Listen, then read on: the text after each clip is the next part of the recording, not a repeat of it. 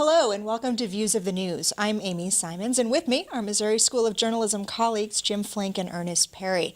A couple of quick hit items to talk about, all related to diversity. For years, we've been going to conferences and sitting in on panels and wondering, where are the journalists of color? Where are the women? Well, there's a new initiative out there to try and point out that these folks are there. We just need to call upon them. The Journalism Diversity Project is an online repository where journalists of color are being asked to apply and leave information about how they can be contacted, where their expertise lies, and what they'd be able to speak about either in panels where they're working currently or what they might bring to the job market. It's kind of a neat idea. I think it's a really good idea. I mean, I hope it works because this is a ongoing issue. It's been a problem for the news media for decades, and they can't seem to solve it. They keep coming back to the same old excuses. Well, we can't find anyone, or we don't have a diversity of sources and that sort of thing. This gives them an opportunity to say, hey, if I can get on this website, I can use this. But I think one of the things is that they're going to have to use it. They can't just go and rely on the same old people that they've been relying on forever. If they're going to do that, then this isn't going to help at all. I think the other thing about the journalism industry, at least my own sort of anecdotal experience, is that it is so much about who you know in this business, and it is still, the old boy network. It is still the boys on the bus. It's still a lot of those things that we have studied historically, but it's not for all of the progressive sort of thought that journalism is supposed to be about really testing bounds and really trying to understand multiple points of view. In our newsrooms, too often, that is not how daily life lives itself out. And so I think that what this kind of initiative does is it not only taps into the resources of diversity within newsrooms, but it says, let's elevate the conversation that's going on, and maybe we've got emissaries that can take those back to the newsrooms where then it can be carried out a little bit better. And I think, these voices that are coming out, a lot of them stretch across media. I mean, from social media to traditional newsrooms to bloggers to startups. So there's going to be a diversity of sources out there, as well as a diversity of thought. And I think that's the important part of this, is that you're not going to see the same old people that you've seen all the time. And in doing that, you're also going to see people of color, you're going to see more women, and you're going to see people from various economic strata as well. So I think it's important that the media do this, because I think that opens up markets for them that they haven't been taken advantage of in the past. Well, I have had some contact with some of the organizers on this, and one of the things that I've heard that they've had a little bit of an issue with is diversity of geography. So hopefully we're here in Missouri. Hopefully some other journalists here in the Midwest will hear about this and want to register with it as well. We've got a lot of folks from either side, both the left coast and out west, or out east, but we're going to go ahead and get this across the country a little bit more if we can. Ernest, you're our sports fan. Listen much to sports radio? Sports talk?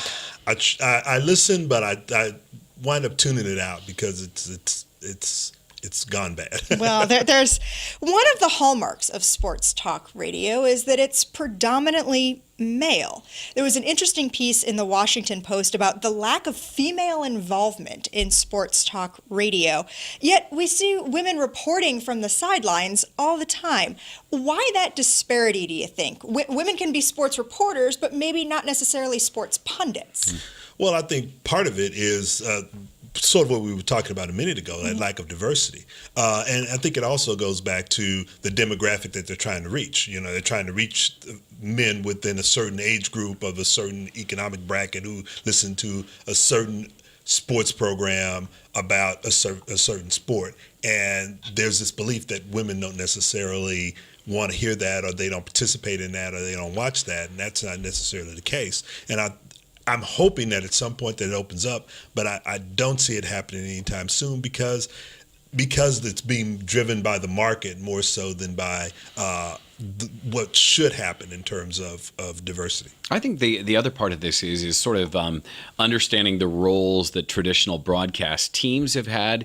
There's always sort of the deep-throated broadcaster who's calling the game. He's doing the play-by-play. Then there's the former player who's the analyst. And then you usually have the person who, frankly, has access to the most athletes and has the best relationships. And that's the person that's in the dugout or on the sideline or wherever it is. And so those roles have traditionally evolved around men in men's sports, and there has been major currency put on somebody who had a really velvety voice in that play-by-play position, a former player, usually a guy who was well known and was with the franchise for a while, and so that's where that sort of sideline reporter has often gone to women.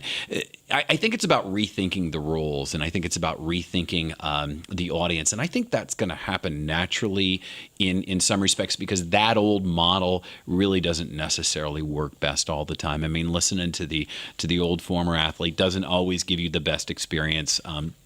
Nor does listening to the velvety voiced, 75-year-old broadcaster. So I think as we begin to get into more sports, especially new sports like soccer and some of these new sports that are really starting to emerge, we're going to see that mold being broken. And I think part of it also is that, especially in sports talk radio, they want someone who's provocative.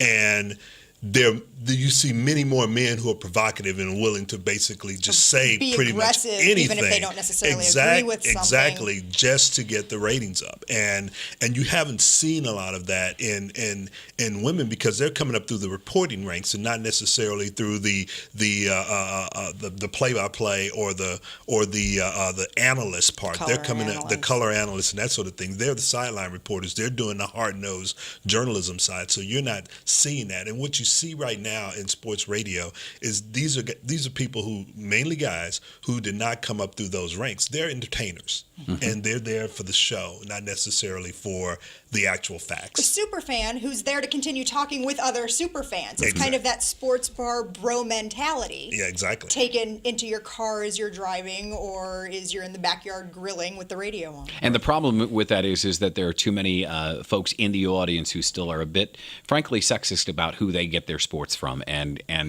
I think that is changing. Maybe not fast enough. Well, we'll have to see. Now that there's the first female assistant coach in the NBA, we'll see how other changes come along the line.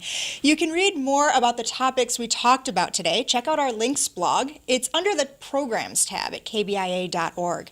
Like us on Facebook or follow us on Twitter. Our handle is @ViewsOnKBIA. These are all great ways to watch and listen to our programming. Leave us comments or questions and see previews of what we'll be talking about the next time.